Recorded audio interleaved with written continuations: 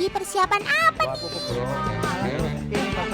Ada jaring, ada kolam. Pasti mau berenang. Tangkap ikan ya? Oke deh, Otan bantuin komentar aja kalau gitu. Ayo, semangat ya Bunda. Ini Tan, Bunda lagi ikut panen sama teman-teman Bunda. Panen ikan bawal. Besar nih kolamnya Tan. Bisa mencapai 10 ton. Apa? 10 ton? Ini sih banyak, Bun. Yakin mampu bawanya? Berat loh, Bun. Nggak kebayang deh berapa banyak jumlah ikan bawal di kolam ini. Siapa sih yang gak kenal ikan bawal? Pasti kenal semua dong. Tapi apakah teman di rumah tahu kalau Sobat Otan ini bukan ikan lokal Indonesia? Yaps, ikan bawal berasal dari sungai Amazon teman, yang berhasil dibudidayakan di Indonesia sebagai ikan konsumsi. Tan, ikan bawal itu kolamnya harus dalam. Nah, jadi panennya kita harus dari ujung sini sama ujung sana ditarik sampai sana kan ujung. Nah, baru kita bisa turun ambil ikannya. Harus kompak ya Bun, kalau tidak bisa banyak yang lolos nih ikannya. Cara panen seperti ini membuat ikan terpojok sehingga lebih mudah untuk mengambilnya. Nah, ikan sudah mulai terlihat. 1, 10, 100, 300. Banyak sekali ini. Hati-hati ya Bun, tangkap yang banyak. Hari ini kita panen besar. Mas, ini ukurannya berapa? 1 kilo? 1 kilo aptan. 1 kilo lebih nih, 2 nih. Ada lagi nih yang besar sekali. Aku mau gendong bayi lah.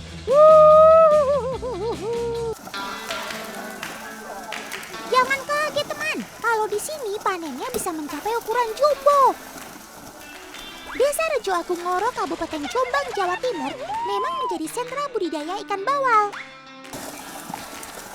Panen dalam jumlah besar seperti ini rutin dilakukan 2 kali dalam seminggu untuk kebutuhan pemasaran di wilayah Jawa Timur.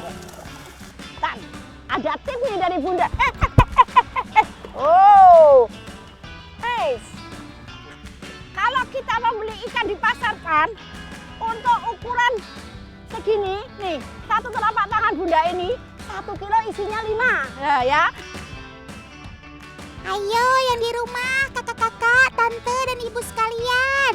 Diingat ya tips dari Bunda, simple banget untuk bisa dipakai saat belanja ikan bawal. Karena perkiraan ikan bawal dengan berat 200 gram per ekornya tidak jauh beda dengan telapak tangan wanita dewasa. Mas, ini Mas, aku nggak kuat Mas. Ya, aduh, bawa Mas. Ya. Sudah beres nih Bun. Oke, kita lanjut timbang ikannya yuk.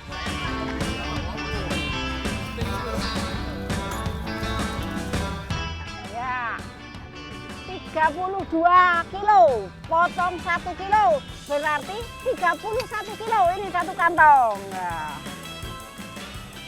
Coba kita hitung yuk teman.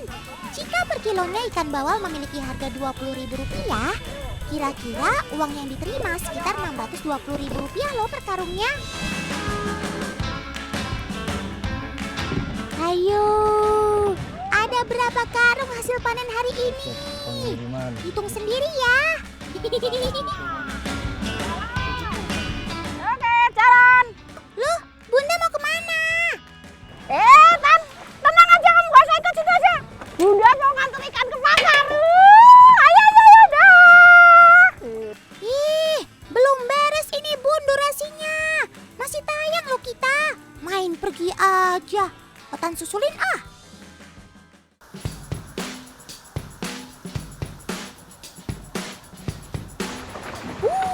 Katanya mau ke pasar. Malah mainan air. Awas masuk angin Bun. Tan, sekarang nih Bunda mau nangkap ukurannya. Pastinya lebih gede loh. Ikuti ya, Tan. Gede banget ya, Tan. Weh, weh, weh. Emaknya ikan bawal. Mau diapain, Bun? Gak puas hasil panen barusan?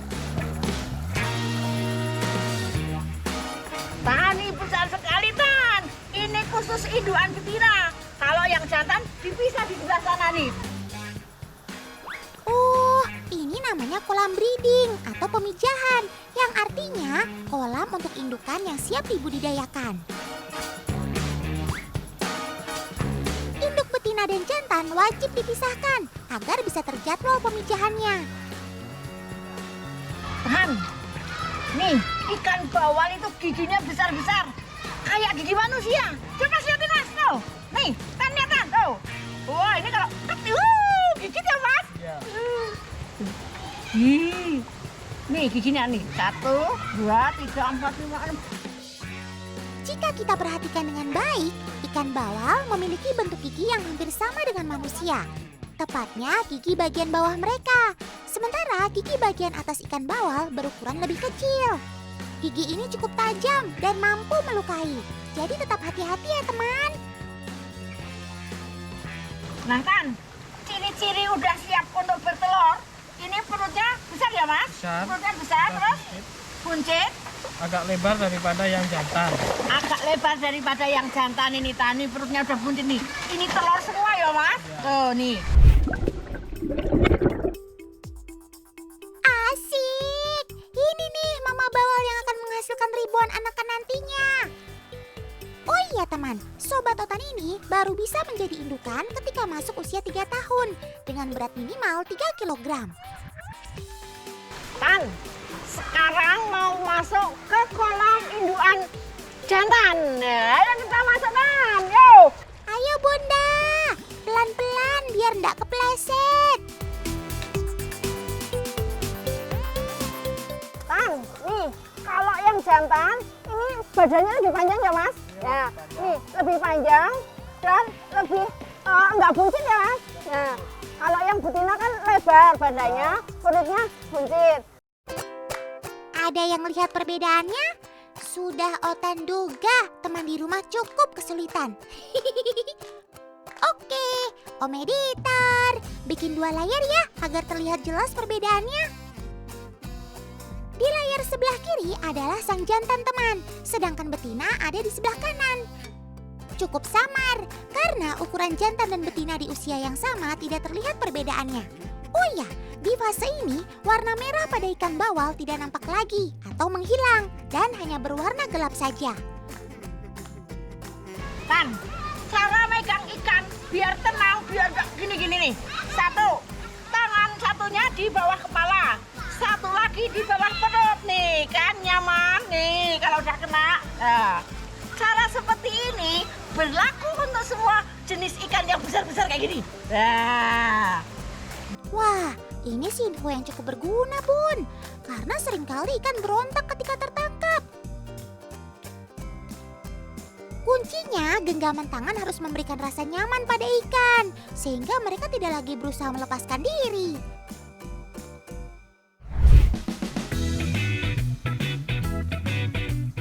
Agar tingkat keberhasilan pemijahan berjalan dengan baik, sepasang ikan ini dipindahkan pada kolam yang berukuran lebih kecil agar tidak terganggu bawal lainnya. Karena setelah jantan dan betina disatukan, dalam waktu dekat mereka akan menghasilkan telur. Tan, info menarik nih. Jadi, untuk indukan ikan bawal ini menghasilkan telur sesuai dengan berat badannya. Misal nih, Tan, induk betina bawal ini beratnya 3 kilo, dia akan menghasilkan 300.000 telur. Nah, kalau 4 kilo, dia akan menghasilkan 400.000 telur. Wah, semakin besar ukuran betina, maka akan menghasilkan telur yang melimpah. Nggak kebayang deh, kalau netas semua, kasih namanya gimana ya?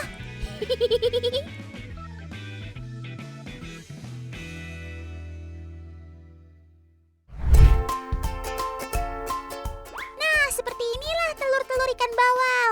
Dia memiliki sifat mengapung. Jika mengendap dalam waktu yang lama, maka akan mengalami gagal menetas. Tapi, apakah teman di rumah melihat perbedaan warnanya? Ini menandakan akan ada telur-telur yang tidak menetas, khususnya yang berwarna putih susu.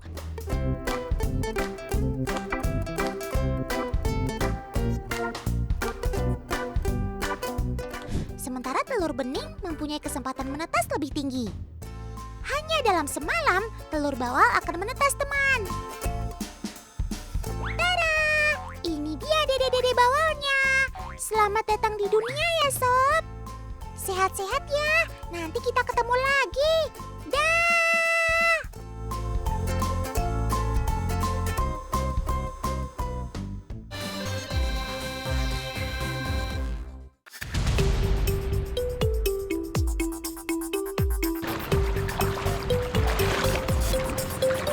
Ada lagi cari apaan tuh, Kak? Kayaknya serius banget. Ada barang yang jatuh ya? Sini Otan bantu cari. Siapa tahu ketemu.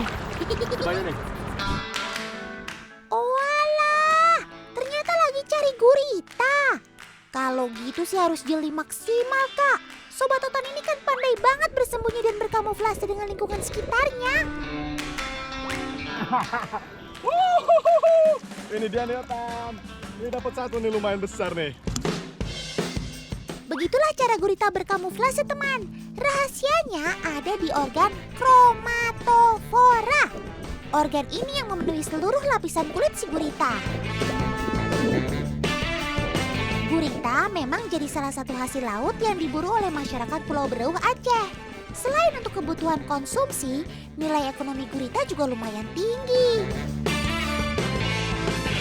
Wilayah kepulauan seperti Pulau Bereuh ini jadi salah satu penyuplai hasil laut andalan Kota Banda Aceh.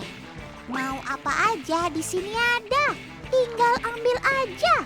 Kalau bisa tapi ya. Oh, lihat. Di darat air dapatnya segini. Gimana kalau kita ikut ke laut, Bang ya? Ya, kalau di daerah Pulau Bereuh memang ada dua cara untuk tangkap gurita, Bang. Ada yang di darat saat air surut, ada juga yang di laut sana.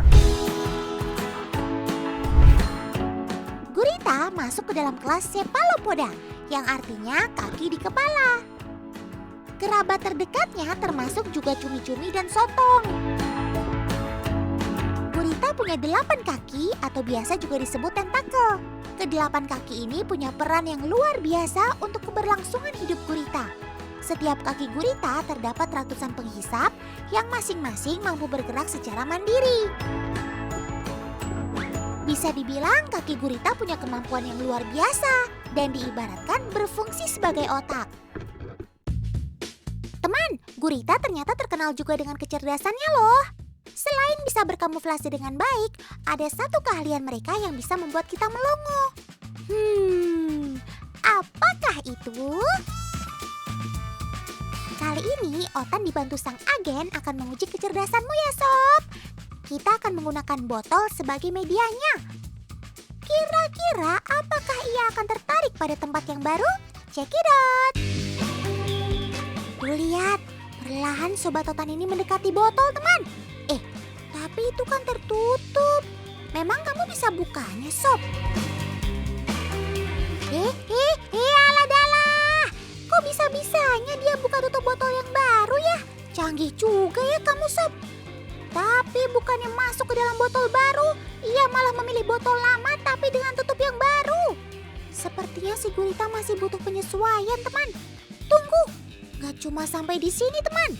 Sekarang Otan mau taruh rajungan di dalam botol kacanya nih. Kira-kira si gurita bakal tertarik gak ya? Perlahan tapi pasti, sobat ini mulai mendekat, walau sambil malu-malu kucing. Lagi-lagi Sobat Otan ini kembali membuka tutup botolnya. Keren.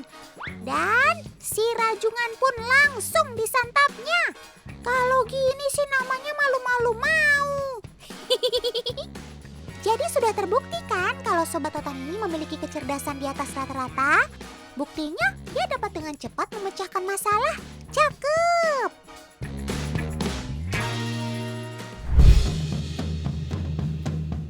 Masih mau lanjut?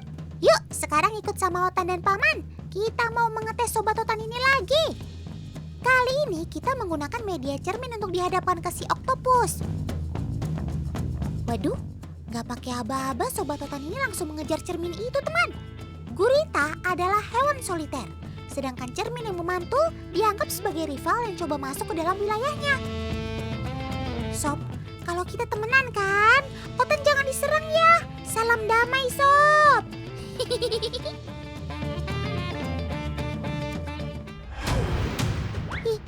Itu apa? Kok seperti ada sesuatu yang menempel pada masker paman? Loh, itu kan si Gurita Sobat Otan. Kok bisa-bisanya sih kamu nemplok di masker paman, Sob? Aduh. Teman, jika kalian mengalami kejadian seperti ini, jangan panik dulu ya. Semua ada solusinya. Pertama, tetap tenang dan jangan panik. Bernafaslah seperti biasa. Kemudian, pegang kepala Gurita dengan erat. Lalu lepaskan lengannya satu persatu. Syukurlah, si Gurita akhirnya bisa terlepas, teman. Tapi ada cara kedua nih untuk mengatasi masalah ini. Caranya adalah dengan melepaskan masker terlebih dahulu. Kemudian, lakukan langkah melepaskan lengan Gurita satu persatu. Besok-besok jangan iseng lagi ya, Sob. Kasihan paman kan jadinya.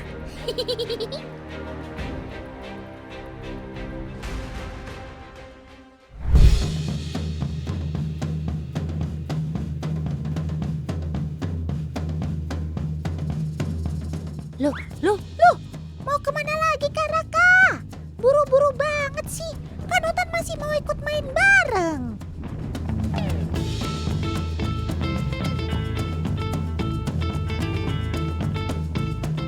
Otan, ini kita sudah sampai di pulau apa bu namanya? Pulau Krasik. Pulau Krasik. Jadi kita mau cari sama ibu-ibu tangguh ini nih. Mau cari apa sih kita bu? Subang Gading. Wah, udah pindah pulau nih ceritanya. Oh iya, kayaknya Otan tahu deh Kak tempat yang sekarang Kak Raka datangi ini. Salah satu pulau yang ada di Kecamatan Pulo Aceh namanya Pulau Teunom. Ini nih yang Kak Raka, Paman dan Bibi cari. Masyarakat setempat biasa menyebutnya Subang Gading.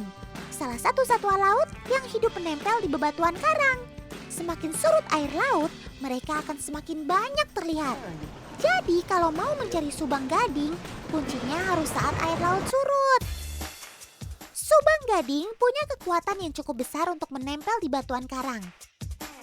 Kemampuan ini untuk pertahanan diri saat terdorong atau terhantam gelombang air laut. Makanya, untuk melepaskan Subang Gading, perlu sedikit tenaga atau hentakan tiba-tiba. Baru deh bisa lepas dengan sendirinya.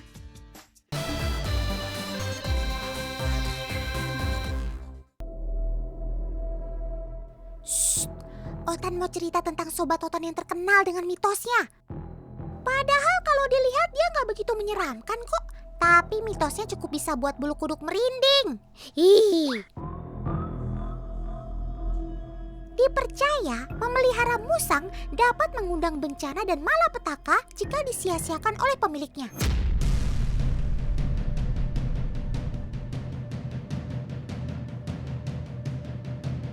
Musang diyakini memiliki aura yang kuat dengan pemiliknya. Jika musang tersebut tidak dirawat dengan baik, maka bersiaplah, pemilik akan menerima resikonya. Tak hanya itu, musang juga dianggap mampu untuk menangkal sihir dan teluh teman. Dan semua ilmu hitam yang mempunyai niat jahat dapat ditangkalnya.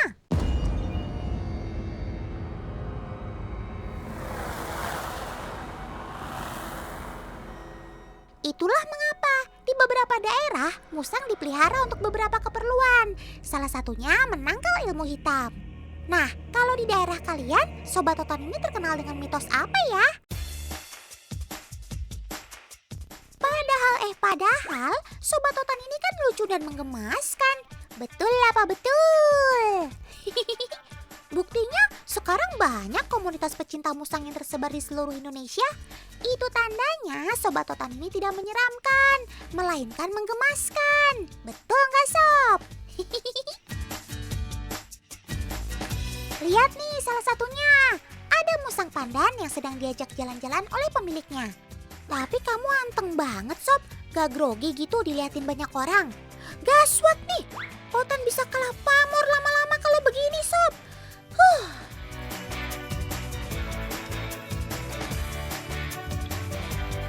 Teman, Sobat Otan ini namanya Dado, jenisnya musang pandan. Loh, Sob, kamu mau kemana? Kita kan lagi santuy di taman. Alah dalah, ternyata Dado mau ikut Pak Haji ke pasar naik angkot, teman. Gemesin ya. Dado duduk manis di angkot karena sudah terbiasa. Penumpang lain pun tidak takut akan kehadiran Dado. Tuh, lihat sendiri kan, lainnya malah senyum-senyum aja tuh lihat kamu, Sob. Nggak ada takut-takutnya. Wah, sudah sampai pasar nih. Jangan lupa list belanjaan Otan. Titip sekalian ya. Awas, jangan sampai ada yang terlewat.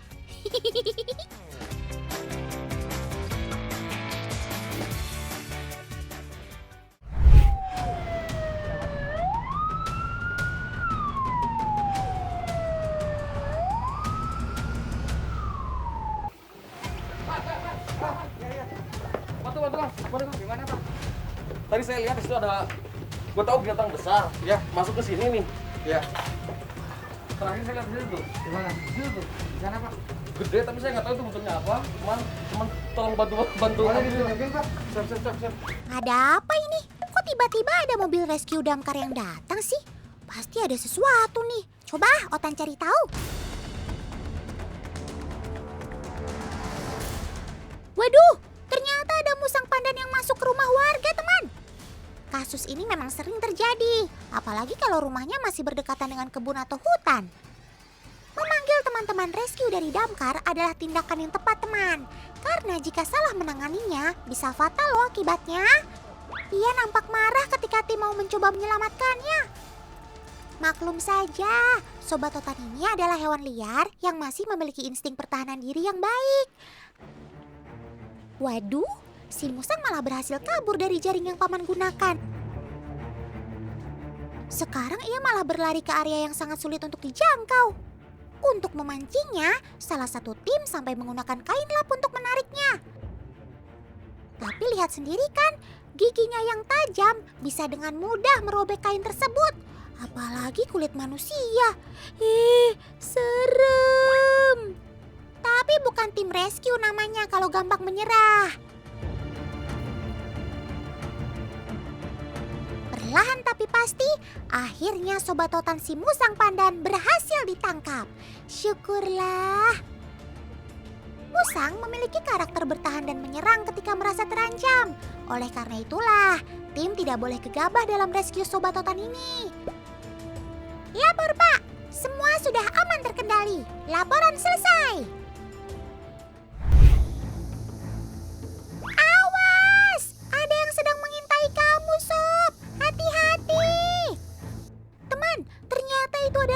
Koros yang memiliki gigitan yang menyakitkan.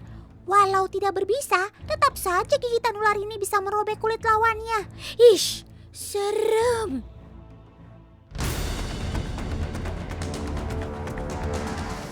Nampaknya si musang baru sadar akan kehadiran si Koros, teman. Lihat, dia sampai kaget saat ular coba menyerangnya. Bukannya takut, si musang malah semakin menunjukkan taringnya.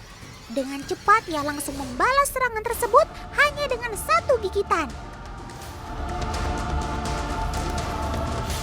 Lihat teman, gigi taring musang sangat tajam dan panjang. Sekali kena gigit, jangan harap deh bisa lepas begitu saja dengan selamat. Si Koros pun langsung terlihat lemas ketika musang terus menyerang tanpa ampun. Dan pada akhirnya, si ular pun menjadi santapan musang. Duh, lahap banget sih Sob. Hati-hati keselak ya.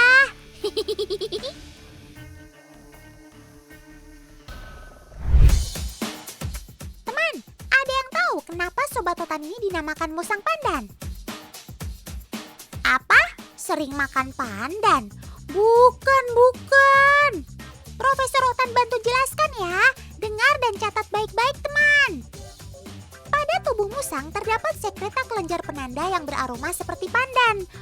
Fungsinya selain untuk komunikasi reproduksi, bau tersebut digunakan untuk penanda wilayah alias teritorial. Biasanya pejantan memiliki bau yang cenderung lebih kuat daripada betina. Nah, kalau tiba-tiba di rumah kalian ada bau pandan, bisa juga tuh dicek. Siapa tahu ada sobat otan yang mampir.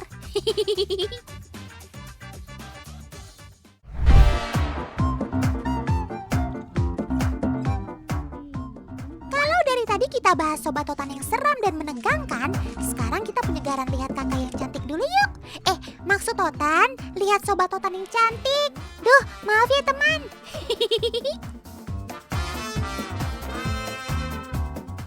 Teman, ada yang tahu ini binatang apa? What? Tikus putih. Ferret. Tetot. Semuanya salah.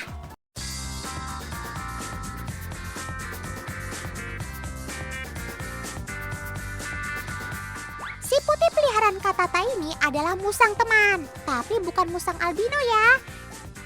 Ini adalah hasil perkawinan silang musang pundan. Lebih tepatnya, ini adalah musang leucistic atau Lucy. Nih, Otan kasih tahu bedanya dengan albino ya teman. Meski sama-sama memiliki warna bulu putih, tapi warna mata musang Lucy tidak berwarna merah seperti albino. Gak hanya si Dado, musang milik Kak Tata juga sudah sangat bonding karena sudah dipelihara sejak kecil. Lucu maksimal kamu Sob. Putih, gemesin, dan cantik. Satu kata buat kamu, sempurna. Walau memiliki warna bulu yang berbeda dengan musang pada umumnya, musang Lucy tetap lincah teman. Mulai dari skill memanjat, berlari, dan bergelantungan, semuanya sama. Poinnya 100. Oh iya, ada fakta wow yang mau Otan sampaikan nih. Jika harga musang biasanya hanya berkisar ratusan ribu rupiah, tapi tidak dengan jenis Lucy ini loh.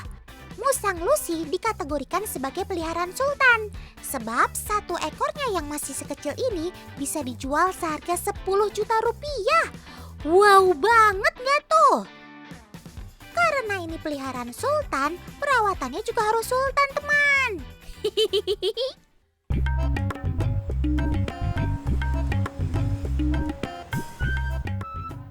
Setelah asik bermain, si Lucy ini biasanya langsung bersih-bersih ke salon sama pemiliknya. Keren kamu Sob, kalah Otan. Treatment yang biasa dilakukan Kak Tata dengan peliharaannya adalah pedicure teman. Karena menjaga kebersihan kuku kaki wajib hukumnya. Apalagi di kaki banyak bersarang kuman dan bakteri yang bisa menjadi sumber penyakit bagi musang dan pemiliknya. Keren maks deh peliharaan sultan yang satu ini, keren maksimal.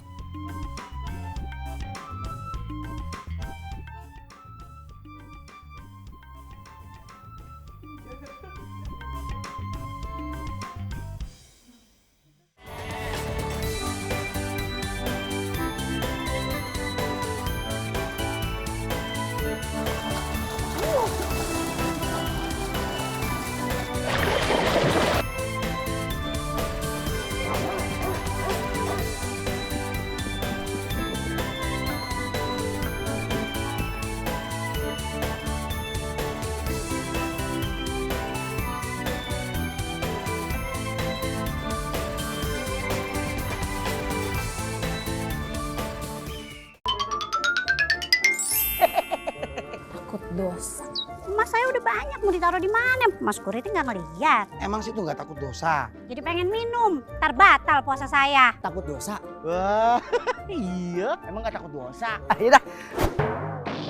Ih, malah amat sih abang. Orang kaya suruh bawa gerobak. Ciao. Takut Dosa setiap Sabtu dan Minggu selama Ramadan di Trans 7.